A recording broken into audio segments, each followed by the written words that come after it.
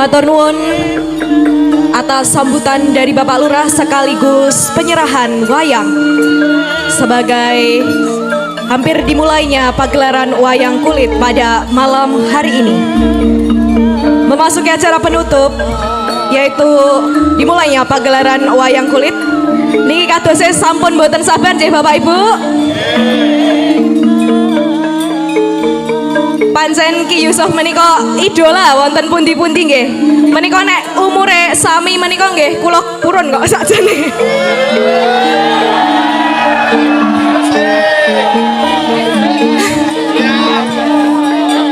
Nggih. Dengan demikian kami segenap panitia dan seluruh warga masyarakat Dusun Pacing Lor dan Pacing Kidul menyampaikan terima kasih atas kehadiran Bapak Ibu sekalian. Saya Helena Buana pamit undur diri.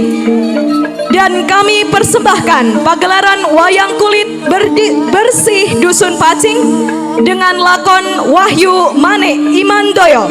Selamat menyaksikan.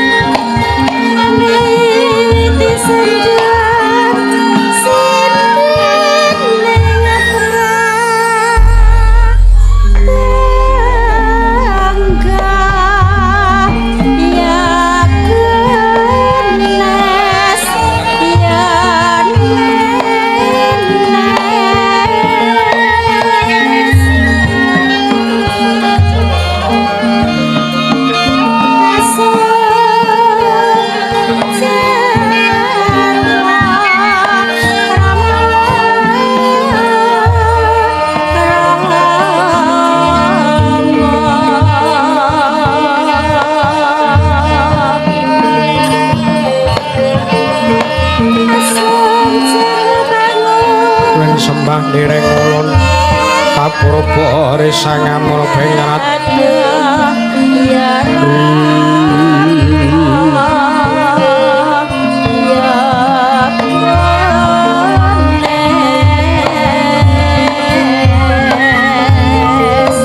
mring sahanan ingkang mring kanan sing tasek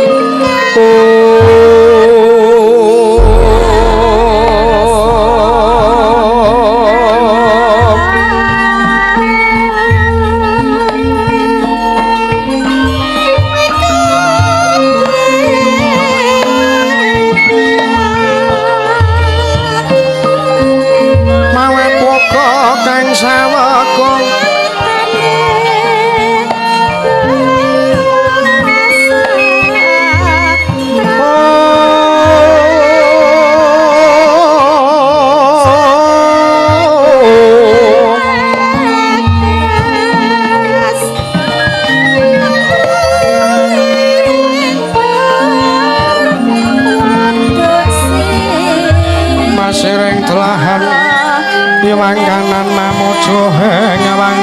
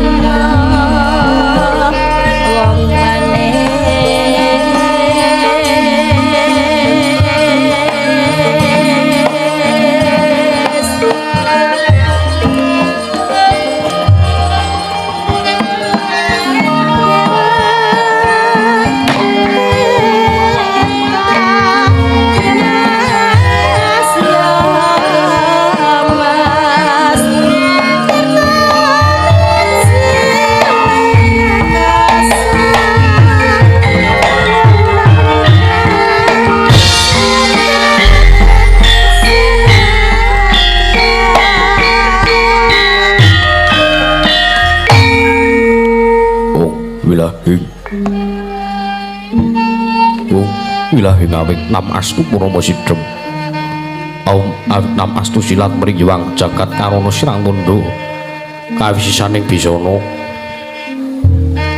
sono sinawung langene piluk pesta maksih lestantun tambahing Buddha sinandur tutur katilu-tulat Raden Maradya winursita upama prameng niska karantut tumiying jaman purwa mangke tekap pasananing gubita utawa ngrengking pralambang matumpa-tumpa marma panggung sang Murwengkata sekebyar dumadining mayang Purwa purwakaning kandha linarik runtuting basa dongeng kuna ngemus rasa yen narasaya karaos mula jare ora ngrasa wani ngruhing diri rasa rumangsa ngrumangsani lir jalma ngilo kaca jare wis aku jang carita becik wis gemelar jroning pakeliran ya kesejahteraan mriksane pagelaran ringgit Purwa Surya Candra Darumi angartika wis kinurba trating kawasa sahari ratri angitri bangun Purwa teking dosina gilir kemanti teman dadi wetanganing dina sasi warsi windu kang sarta abad tetunggulan pangkartu mangkar kaya sinar ambun kaya jawah pating krembyah dadi pandheng kutu walang atoga burun gunung yang burun toya dadi obranan tanpa wicalan padhang trawan sinaring Sanghyang Renawi ingkang arsa merbawani jagat mungguing jagat witantu mungup-mungup mungguing kalingan kerabang merngangah lamun kaek saya hadirat-hadirat bumi saya dangu sumrup Sanghyang Arka kados mablanganan kiri ning abagas senar kabar bawan sinar Sanghyang Basanta tanem tuwa katon ijo ruyu-ruyu hamangku gunung ingkang biru moyo-moyo boceng gunung kirmulan kedanu kasil ring prabancana lenggat-lenggut nganti kaya gunung Makutha Mega tan metawis dangu soleh ngamlut dasi diliwara sanggup ya buku garap Tegal Sawai Allah sila tatanan kudote sinabi sendonan sindenan mikul karulukuni anggiring rojo kayane sawane ana pirembagan Samarawangi Sanghyang Arka saya dangu saya inggil kantos sinaring jagat wis katon melok durung kiblat papat loro kidul wetan kulon sinaring jagat kang saya nyebut Yadara Batijar berkukuwung parandene tatan ana ingkang amat dan kukuwung ing praja ing Ndarawati ya ing Dwaraka Nuninggi garis 101 kali 1000 jangkep tinego. Krana negara Indrawati temati saking puluh-puluh bebanjaran. Sinasapan kaya benawi dinampi ombak samudra binang langun kang tanpa pakut. Pegating paningal kapantuk uruting Cakrawala, waneh-waneh cokre pepisik. Sawane kineping jurang corong kinepung gua serung. Pinari suseng peksi lawet lan sarang burung.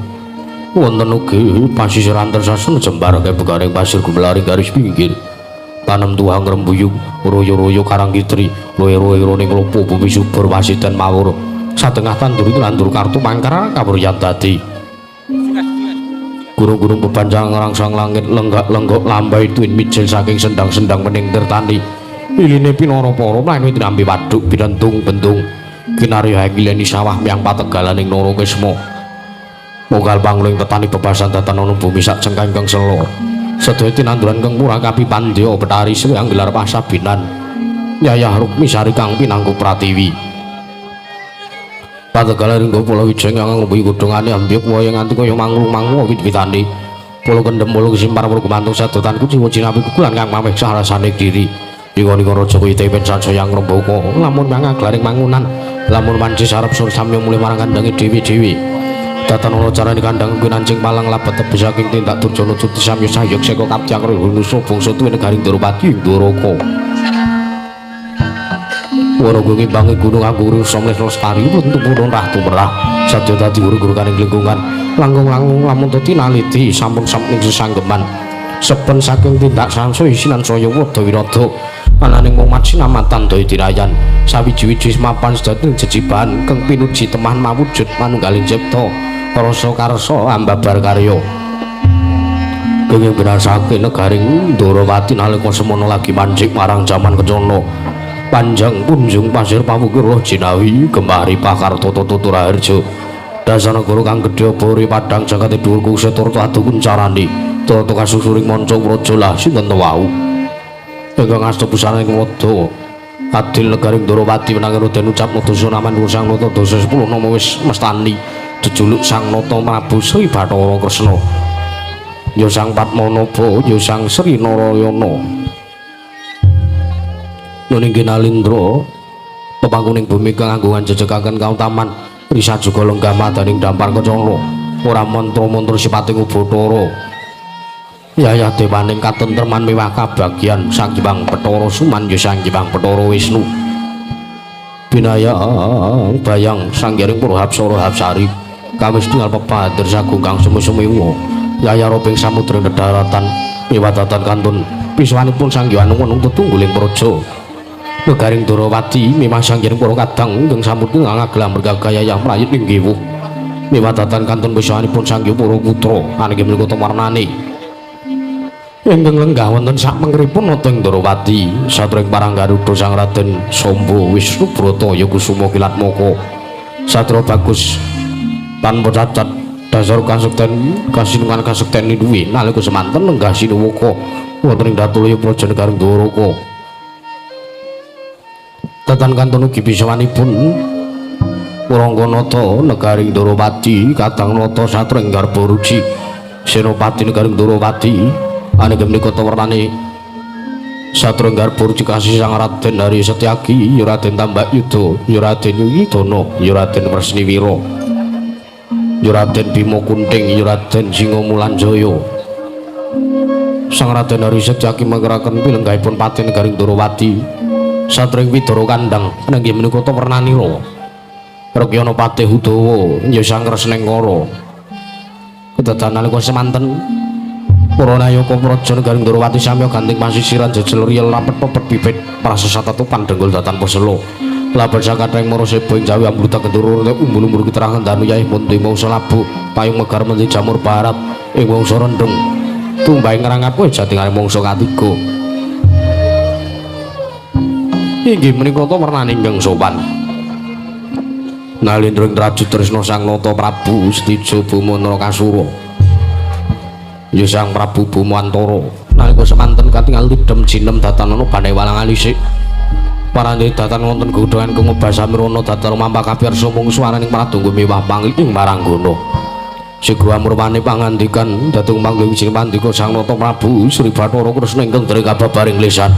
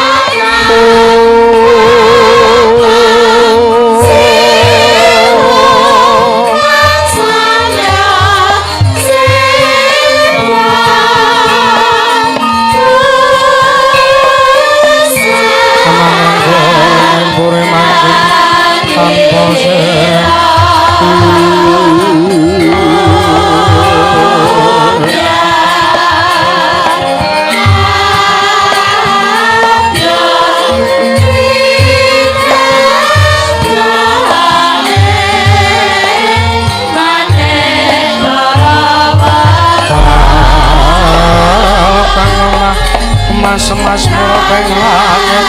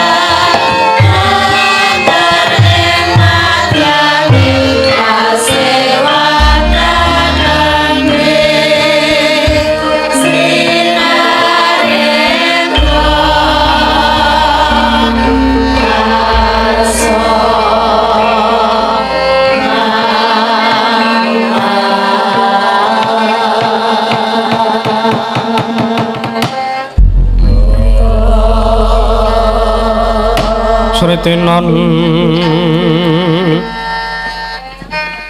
neng pasewakan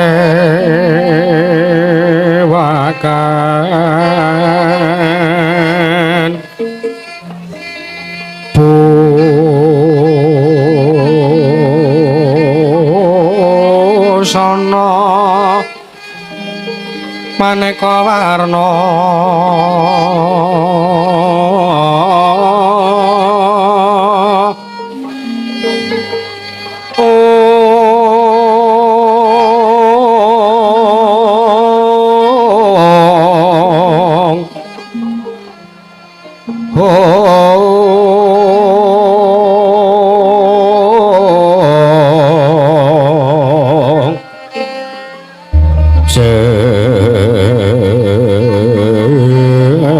Puspiteng Udana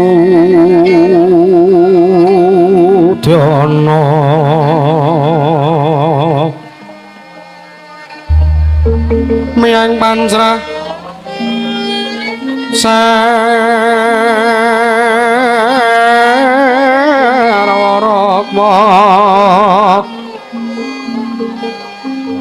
Renggeng Manik Nara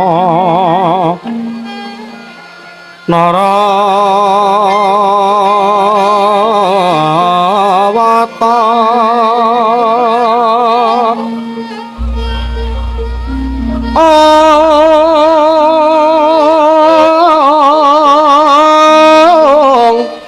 ana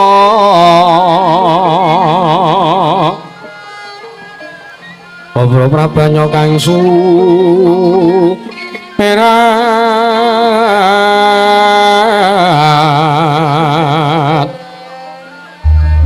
penyaring neca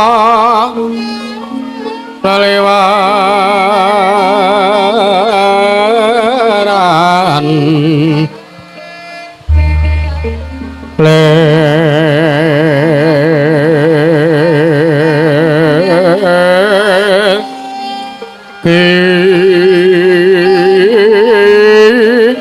Laci sering kadhet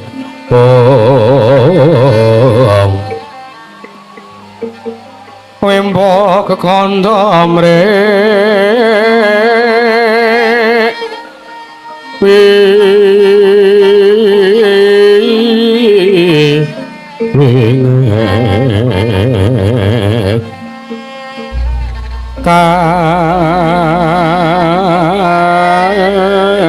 ati upeng maruta mando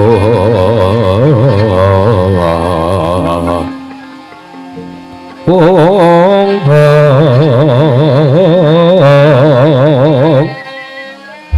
separan mangambar kongas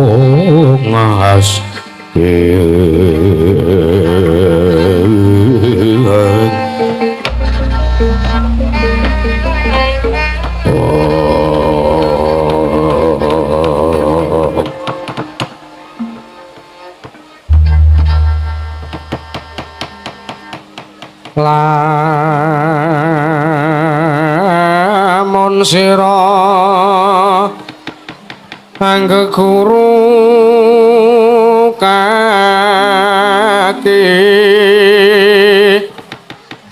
pamilya manungsa kang nyata enggang becik martabate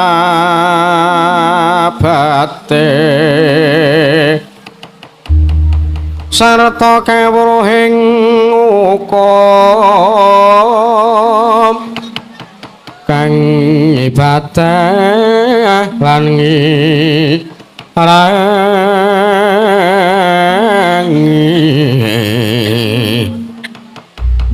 sakara leh wong tapa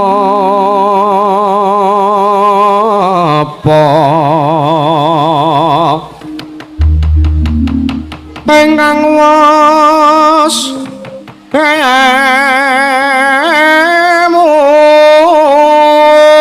munggul tan mikir pawehing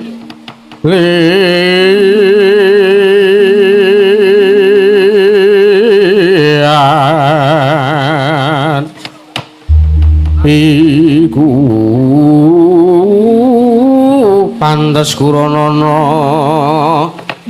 kagi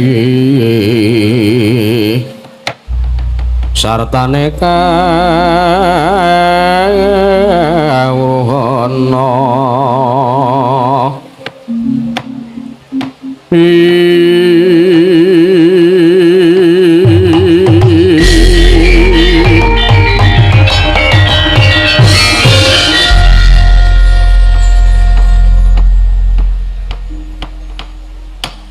Niwang Agung suksmana mangadili nuwih ana sasmintan ingsun jagat bawana langgeng ora mengkono dhisik Kakang Pati Udawa ayo ndadekake kaget penggalihmu sira Kakang Pati Udawa ingsun piji ana ngarsani sun Kakang Pati Udawa nunut nriki diwaji sembahan kula pengayoman kula ing Madyapada prapting delahan Gusti kula Sang Nata Sinuwun Prabu Sri Bathara Kresna wanter sabda tumaduka Sang Nata Sinuwun arsa nimbali dhumateng pisawanipun ingkang abdi kepatihan saestu damel kaget penggalih kawula ing Jawi sangat kuantosing manah pindurun salombo pinanjering alun-alun kumitra caruk maras nanging sareng wonten ngarsa paduka tebih saking raos kemarasan sinuwun diwaji sembahan kula pangayuman kula wonten Madyapada prapting delahan Gusti kula Sang Nata Sinuwun Prabu Sri Bathara Kresna kepareng kula anungsung pawarata menggah menapa wigatosipun Tri Paduka nyaketaken dhumateng abdi kepatihan iya Kakang Pati Udawa kadiparanggon sira ingsun percaya minangka dadi badal wakil ingsun Pranata Tata Rakiting Kamrajan Negara Ndrawati diagi aturna kelawan panjenengan ingsun samendang aja nganti keng karempin Kakang Udawa menawi paduka dangu bab tata rakiting kamrajan tartentu sadaya badhe nguji wani para kawula sami sayuk seka kaptyaka ruhuring nusa bangsa tuwin negaring Ndrawati nggih Dwaraka mendhaipun para prajurit inggih boten kendhat anggenipun sami gegladen ulah kridaning perang sawanci-wanci praja paduka tempuing parang muka tebe tartentu mboten badhe anggepuk unca paduka Gusti kula Sang Nata Sinuwun Prabu Sri Bathara Kresna ingkang abdi kepatihan remuk kasawarna butung semoga kabandhemna nuri iya gawe marem lan bombong penggalihku teka jangkep kang dadi aturmu Kakang Udawa ora liwat pakareng kang utama tindakna selawase urip nun ngestaken dawuh namung dereng lan sak sampunipun kemareng kula ngaturaken sembah sumuga ping mabekti kula kunjuk. Iya ya, Kakang Patuh Udawa tak tampa tiba sepadha-padha areng lewat marang gak nunggon mulungguh. Nggih, sampun boten kirang prayogi sinuwun Prabu Sri Bathara Kresna. Lah nunduk niki. Dimas Setyaki sak sowane siadi ana ngarsanipun Kakang padha kanthi raharja sak sowanmu Dimas Garbaruci. Tansah pirai kawidatan ing sambi kula sowan kula Koko Prabu anggen kula sowan marang Sri Kantika Kanjeng Koko Prabu Sri Bathara Kresna pangayoman kula tripati upada ing keparanga wilujeng bisawan kula tebih saking rubeda dereng sambi kula sowan kula anggen suwun wonten kersanipun Paduka Kanjeng Koko Prabu keparang kula ngaturaken sembah sumuga ping pabekti kula kunjuk. Iya kowe ngatur bekti kelawan panjenenganing senoran pangestuku wae tanpa nono. Nduk niki sampun kawula mugi antosan jimat paripe dari kasantosan lan tatanan pun saking Madyabala jeneng senadya mbabarake tuwinanem Brahma wigating pasewakan. Sedika kestaken dawuh Koko Prabu. Sombo anakku cah bagus. Wisnu Brata Kusuma Kilatmaka ing Parang Garuda padha kanthi raharja kinantenan kabagyan lan kasarasan sowanmu ngersaning pun Rama nggih Setija anakku cah bagus. Kula nggih Rama Prabu kepareng wilujeng biswanipun ingkang putra ing Parang Garuda pun Kusuma Kilatmaka. Iya. Wilujeng datan manggihi alangan setunggal menapa Rama Prabu kepareng kula ngaturaken sembah. Sumungkeming mangabekti kula kunjuk Rama Prabu. Iya. Kowe atur bekti karo wong tuamu ra pangestu wong tuamu wae tanpa nono ya samba. Inggih, nono ngestaken dawuh. Sampun kawula pun diandadosna jimat ndayanana ing kasantosan. Pareng pangestu paduka badhe kula cancang kucing weni demaweng widang. Rumeketing merdaya. Saestu andadosaken cahya nara cahya daging rah kanjiwanan. Ya, anakku samba ya. Sak banjure ingsun bakal ndangu kelawan kadangmu tuwa ing traju tresna sing rikalungguhan sak mengko iki sowan ana ing Praja Ndarawati. Iye sumangga kadangmu rawuhipun Kakang Mas Setija Bumara Kasura. Ya anakku samba lungguh kang prayoga. Iye sampun boten kirang prayogi Rama Prabu. Anak-anak nindita bocah mursid isa mikul dhuwur mendem jero karo pakartine wong tuwa. Aja mung kandheng ning mangucap nang kababaro dadi pakarti. Anakku Setija Bumara Kasura. Sasowane sira sowan saning ingsun. Anakku cah bagus. Setija Bumara Kasura padha kinanten karaharjan lan keselamatan anggonmu sowan ngersaning pun Rama Setija. Nunamet pasang kaliman tabi tinebining lujun jumawing tawang tuwang. Linepat ning tulak manu Rama Prabu sakalangkung bumbung bilawanipun manahipun ingkang putra pun Setija Bumara Kasura ing traju tresna anggen kula sowan wonten kesajeng andika Paduka Kanjeng Rama Prabu Sri Bathara Kresna kepareng wilujeng bisawan kula tebih saking rubeda kalih sing sambi kula cinaketna ing kawidatan lan kajiwanan. Anggen kula sowan manten kesajeng andika Kanjeng Rama Prabu iki kepareng kula ngaturaken sembah sumangga ping pangabekti kula kunjuk Rama Prabu. Ya Setija sira atur bekti kelawan wong tuwa aja mung kandheng ning pangucap kababaro dadi pakarti. Nun ngestaken dawuh ya mung pangestuku wae tanpa nono. Sampun kawula pundi antatosna jimat ndayana ing kasantosan. Kakang Mas Setija Bumara Kasura wilujeng rawuhipun Kakang Prabu. Iya, adikku Dicah Bagus, Samba Kusuma Kilatmaka. Selamat tekanipun Kakang ngersaning Rama Prabu Sri Bathara Kresna. Inggih, bekti kula kunjuk Kakang Mas. Iya. Kowe ngatur bekti kelawan pun Kakang pangestuku wae tanpa nono ya Samba. Iya, nek ngestaken dawuh kula pundi. Kaskecan anggen jengandika lenggah.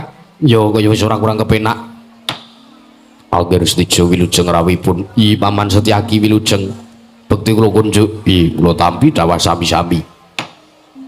Angger Setija wilujeng angger Siwa Udawa slamet bektiku katurwa ngestaken dawuh kula tampi dawuh sami-sami angger sedija prayogaken anggenipun lenggah nggih kaya wis ora kurang kepenak sedija wonten timbal ingkang adhawuh Kanjeng Rama engko sik to gawe kaget penggalipun Rama teka kowe sengkan-sengkan tanpa pepoyan sowan ana ngersanipun Rama ning atase sira kuwi Nalindra yen to duwe wigati kelawan panjenenganing sun kelawan bapakmu Natandrawati mesti wae tansah utusan kelawan gandhek sak kembaran gedene utusan Ayaka Praja Sukana Goreng Raju Tresna sowan ngaturke apa kang dadi wigatine nggonmu bakal kepengin atur wigati kelawan pun Rama Indrawati nanging kena ngopo anakku cah Bagus Tijo ing Raju Tresna dina iki wektu iki lan ri kalungguhan saiki kowe sowan nang saning pun Rama Setijawa marata diaki babarna kowe duwe wigati apa sartane kowe arep matur apa ana ngersaning pun Rama nggih sewu-sewu kapetan kula Dewagung mangang sami sepisan sowan kula menika tetinju dhateng Karaharjan paduka Kanjeng Rama Prabu Sri Bathara Kresna ceryatanipun kula menika minangka Atmaja Natandrawati paduka Kanjeng Rama Prabu Sri Bathara Kresna tartentu kula sepisan atur bekti sembah pangabekti kula kunjuk Kanjeng Rama iya tak tampa ndungkap engkong angka kalih iki sepisan kawula matur tebas itu sekul pituring langkapa apurun temu bilih wonten lepat kula anggen kula matur punjo atur marang sejengandika paduka Kanjeng Rama Prabu Sri Bathara Kresna ya ora dadi ngopo aduh Rama Prabu saestu bisawan kula menika nuruti dhateng kawontenan Projeng Raju Tresna ingkang sagendakan menika miwah sampun wonten tigang candra rikalenggan sakmangke kawontenan negaring Raju Tresna benten kelawan adat ingkang sampun ate kelampah lho negaring Raju Tresna kena ngopo apa beda karo adat sing wis kelakon leres ceryatanipun kula menika sampun dangu dados Nalindra wonten ing Raju Tresna kula menika rumaos saged angayomi miwah ngemong saking para kawuling Raju Tresna wekasan dadosaken kawonten ingkang matsinamatan daya dinayan ayom ayem tata titilan tentrem miwah jenjem anggen kula gadhampar wonten keprabon wonten negaring Raju Tresna iya nanging kula nuwun sewu sagendakan menika tigang candra menika kula raosaken kawontenan Projeng Raju Tresna kadhetri ketaman melaing Jawata lho negaring Raju Tresna kaya dene ketaman melaing Jawata inggih leres kasinggihan mekaten langkung trepipun inggih menika pun ketaman pagebluk ketaman melaing Jawata iya kathah saking para kawula ingkang esuk lara sore ketiwasan sore lara esuk kapraloya menika kathah sanget ugi kathah kawula ingkang nandhang sesakit miwah sampun nilaraken dhumateng paugeraning utami nilaraken dhumateng paugeraning tumindak becik wekasan sanggening para kawing Raju Tresna sami nindakaken watak angkara budi candala nindakaken tumindak ingkang boten prayogi tumindak maksiat dipun tengenaken salajengipun tumindak becik anggenipun manembah marang ngarsaning Gusti kang akare jagat dipun kiwakaken aduh Rama Prabu saestu sowan kula menika namung bingung nuruti dhumateng kawontenanipun sangyanipun para kawula miwah kawontenanipun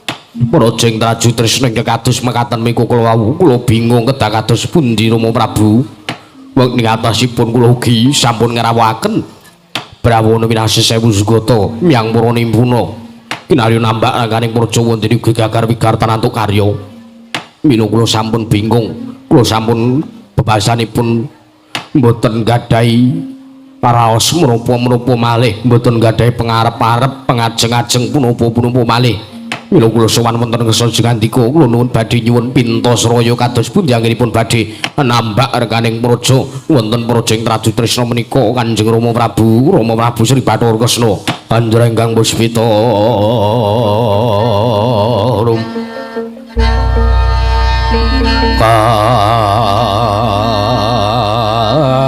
kasilering samirana mri ong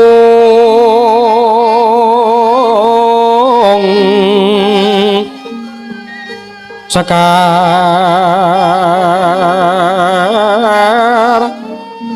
kadung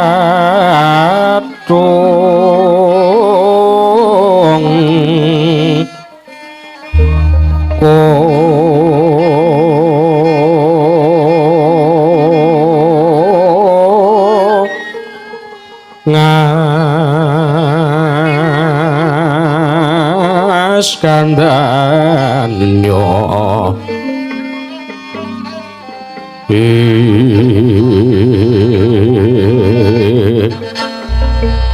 maweraras retnaning driya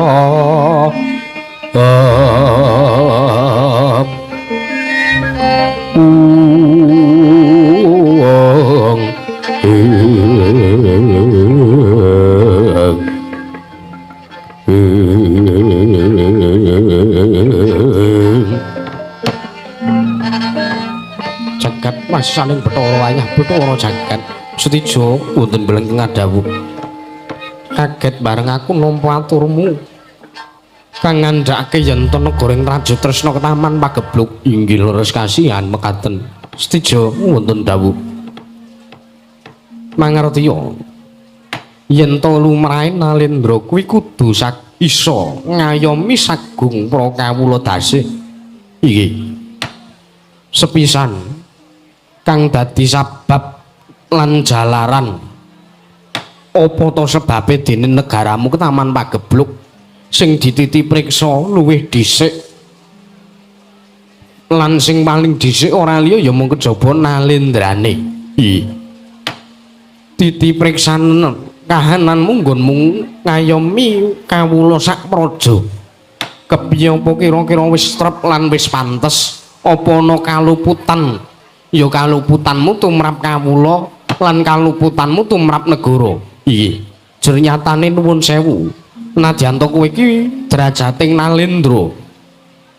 Nalendra kuwi ngesuwi ngersaning para kawula dasih ning yen to kowe duweni kaluputan tumrap negara Purbawasesa ning panguwasamu iya sartane ya kowe duweni kaluputan tumrap negara ora kena kowe wola-wali sartane ora kena blendra-blendri janji lan ucapmu iya kowe kudu tansah bisa ndandani mring kahananmu iya merga sepisan tentreming kawula kuwi merga dijumbuhake saka nayaka luwih-luwih Nalendra yen to Nalendrane tansah caket lan tresna marang para kawula mesti wae para kawula rumangsa bombong tentrem jenjem lan ayem urip ning negaramu ya negara ing Praja Tresna nggih yen to Nalendrane duweni tumindak kang utama laku sama beda dana dendra lan tansah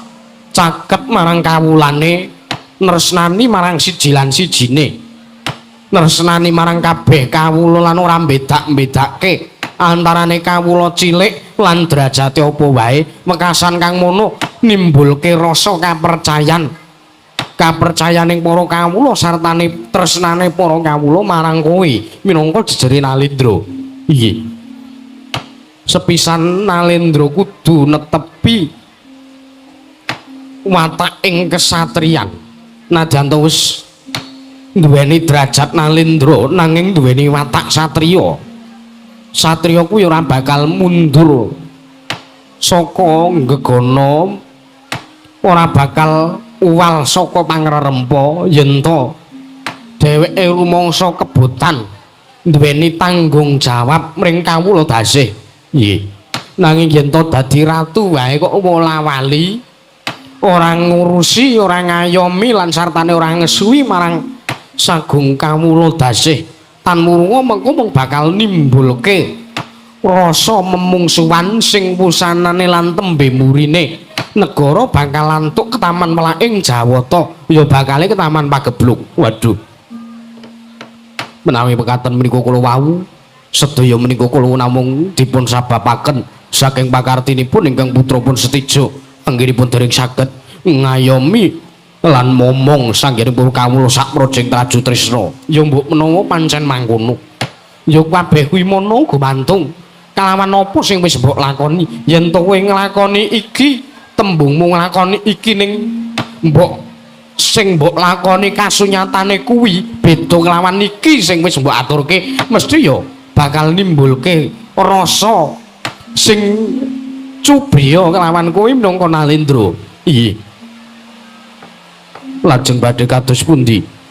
Lampah kula anggenipun badhe ngemong sangjaring para kawula tasih wonten ing negaring Trajutresna. Kula menika bingung badhe kados pundi lan serananipun menapa anggen kawula badhe nambak rengganing praja menika Prabu. Seranane gampang.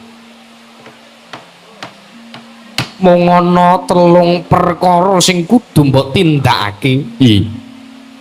Sepisan kowe kudu tansah bisa ngemong. Sepisan kowe ngayomana kawula praja negaring Trajutresna kang angka 2 dandanana pakartimu. Kang angka 2 dandanana pakartimu titi priksanen kepiye madeg Nalendra ning Trajutresna kira-kira wis bener wis becik apa urung. Kang angka 3 kowe kudu nggayuh wujuding kanugrahan saka ngersaning para Jawata sing winastan ya kuwi Wahyu Manik Imandaya. Kula kedah nggayuh wujuding Wahyu Manik Imandaya.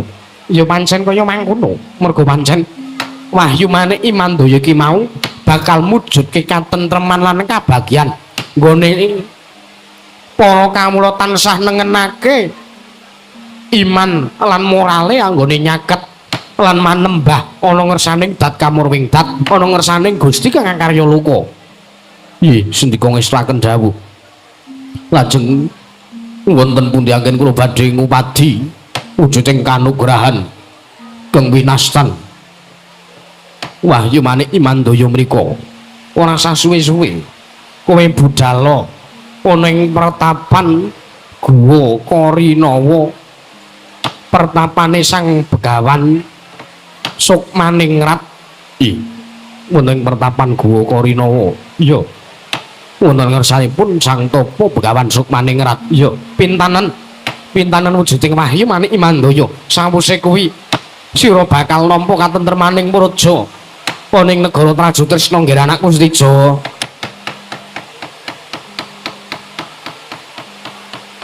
Sikra kang bala tuwingal pangacampo samya ngedalik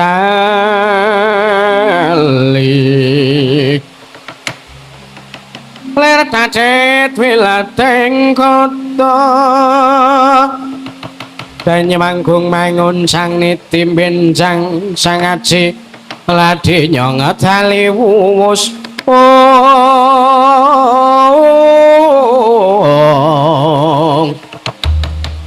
Pasna sura wilangga kaya buta sing ngabrakil pasti sangga dendanya mangambak boya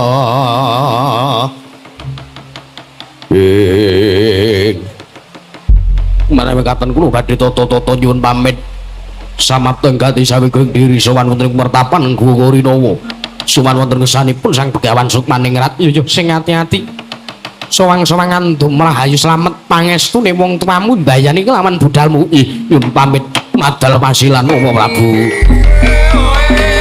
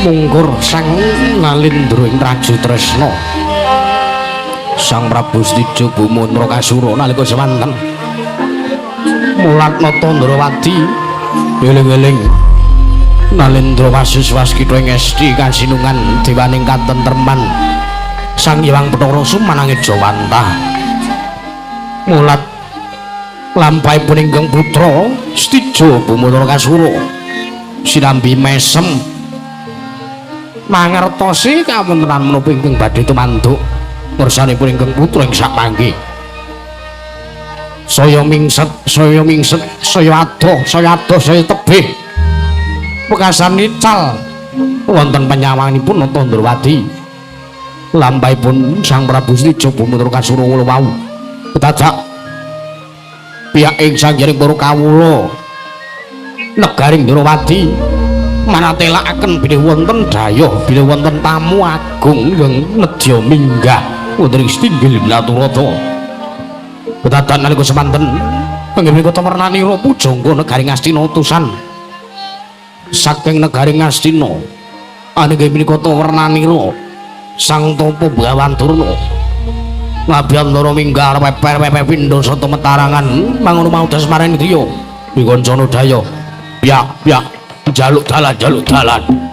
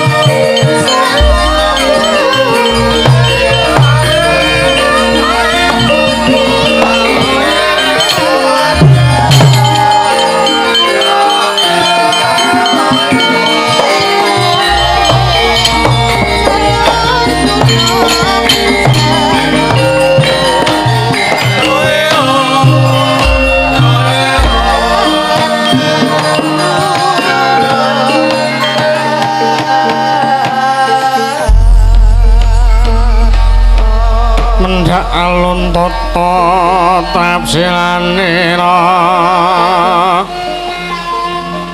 wong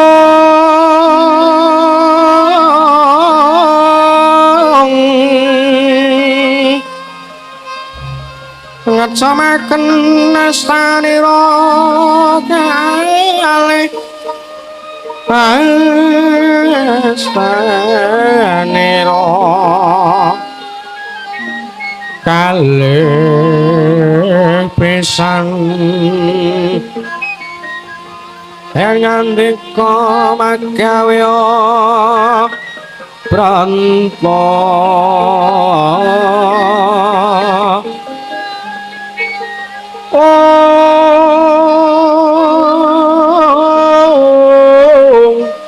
ngandika magawya pranta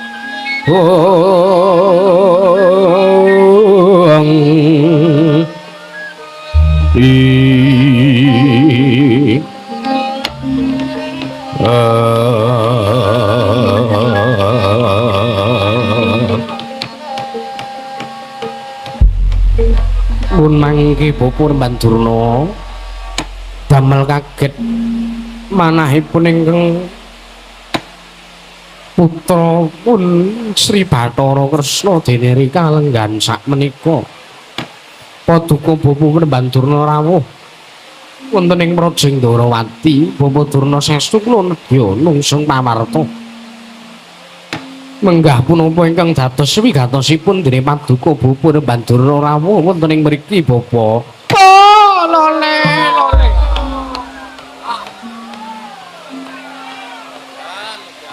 Astaka swala sela bertapa sumurante hawala. Nggih. Nuwun sewu kenging menapa kok kuyu-kuyu menika kringet menapa kodanan. Oh iya. Kula kodanan nggih anak Prabu. Oh Jawa nggih. Wah. Kula mbeta mantol mensuwek nggen gitak. Tanur wae nggih namung teles sekujuring badan. Nggih. Jawa saking pundi? Saking Pertapan Sokalima sampun Jawa. Oh nggih. Ancas kula badhe nitih gerobak gandeng dereng lunas. Nggih dereng kula agem nggih anak Prabu. Nggih. Mboten napa-napa nggih. Nuwun sewu kula radi bengok-bengok. Anggen kula matur awit keberbeken jumateng suwantening toya Jawa menika. Inggih mboten dados menapa nggih. Kula nuwun sewu niki wau pun ingon dereng. Lho. Beres. Mestinipun inggih sampun. Aduh, telat. Miripun kados pundi? Kula kawit kala wingi pasewaken negari Ngastina kula mboten dipun keparengaken nderek Kembul Bujana. Bekasan kula sowan ngriki ancas kula apa mbok menawa pas lagi wae arep Kembul Bujana. Inggih mangke sak bibaripun pasewakan. Leres? Inggih leres. Alhamdulillah. Wonten kepareng kula matur mangersa jengandika anak Prabu Sri Bathara Kresna kepareng kula nyangkat sepisan sowan kula tetinju dumateng karajaripun Paduka anak Prabu Sri Bathara Kresna sakadang miwah anak-anak kula miwah putu-putu kula wonten ing Garing Darawati. Inggih matur sembah nuwun. Nggih. Dungkap angka kalih, Ger. Sowan kula mriku mboten sanes pikajengan, mboten saking pikajengan kawula piyambak, mboten kula ingkang betaken dumateng panjenengan piyambak. Nanging sowan kula mriku dapur dipun utus, kula mriku minangka duta saking negari ing Ngastina. Jengandika nampi utusan saking negari Ngastina nggih. Saking ngersanipun anak Prabu Duryudana rikala semanten anak Prabu Duryudana nimpali dumateng ingkang bapa ing Sokalima bilih negari Ngastina ketaman pagebluk kathah sanjane para kawula ingkang esuk lara sore ketiwasan sore lara esuk kapralaya. Nggih. Wandene menapa tenging dados wigatosipun wandene kula sowan wonten ing mriki anak Prabu Duryudana nampi sasmita saking ngersaning para Jawata bilih anak Prabu Duryudana kedah nyuwunaken ngampil wujuding kaca paesan. Mekaten nggih. Mila gandeng kaca paesan menika ingkang kagungan namung Paduka anak Prabu Sri Bathara Kresna. Mila sowan kula menika badhe nyuwun ngampil kaca paesan badhe kula boyong wonten negari Ngastina supados tengga kawontenan wonten negari Ngastina. Mekaten Bapak. Nggih. Kula nuwun sewu. Kaget penggalih kula sareng Paduka badhe nyuwun ngampil kaca paesan jalaran kaca paesan menika sakmenika nedeng boten kawula cepeng. Lho lajeng sinten ingkang nyepeng? Kaca paesan dipun beta kadang kula ing garba rucipun Yayi Setyaki. Aduh. Dibeta Setyaki. Inggih kasinggihan mekaten. Mila jengandika kula aturi matur piyambak. Kula aturi ngendika piyambak kalian Setyaki. Setyaki wonten dawuh berban. Kowe nggawa kaca paesan. Iki leres.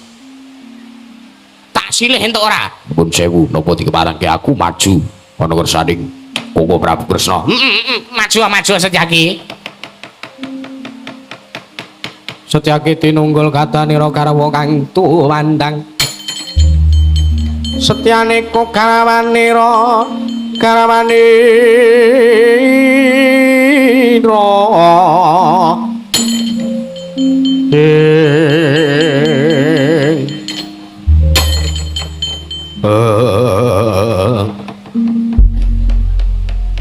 Nuwun sewu berban. Piye. Sekandika rawuh mriki wonten menapa? Aku arep nyilih kaca paisan. Jare anak Prabu Kresna pok gawa. Ih, leres kasinggihan mekaten. Badhe kersanipun kados pundi? Arep tak silih. Kepiye? Entuk apa ora? Miturutmu entuk apa ora? Nuwun sewu. Sakniki menika kawontenanipun pasewakan. Pusaka menika ugi wancinipun. Boten wancinipun menawi dipun dalaken wonten ing wanci. Nedheng kawontenaken pasewakan kados ngaten menika. Njur sok kapan lemu arep ngetoke kaca paisan? Iki wonten wektalipun piyambak-piyambak. Bincang menawi resik pusaka. Njur dina apa? Mboten ngentosi tanpa turu dawu. Mangke sabibaripun pasewakan Kraton Negari Durwati nedheng ngedalaken pusaka Kraton Negari Durwati badhe dipun jamas.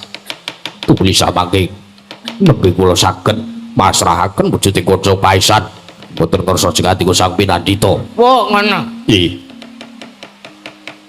Wes kok sagendakan iki kowe basa halus karo aku. Kula menika namung tetep ing satriya sing andika menika Brahmana. Kedah dipun sembah kanthi tata trama lan unggah-ungguh ingkang cakep. Oh, bagus. Nggih. Njur aku kudu ngenteni sabubare pasewakan Durwati. Nggih, leres kasih ingkang katen. Wah, nek ngono anak Prabu, wonten dawuh. Kula nyuwun pamit padal wasilan, ngentosi putusanipun Setyaki sabibaripun pasewakan menika. Inggih. Pupun Bandurna kula nyuwun pangapunten. Kula aturi angarantu sekedhap. Bilih sabibaripun pasewakan menika nembe saged ngedalaken pusaka wonten negaring Durwati. Wah, inggih, nyuwun pamit Ger, nyuwun pamit Setyaki tantani putusanmu. Nggih, berbantuno wis laken dawuh.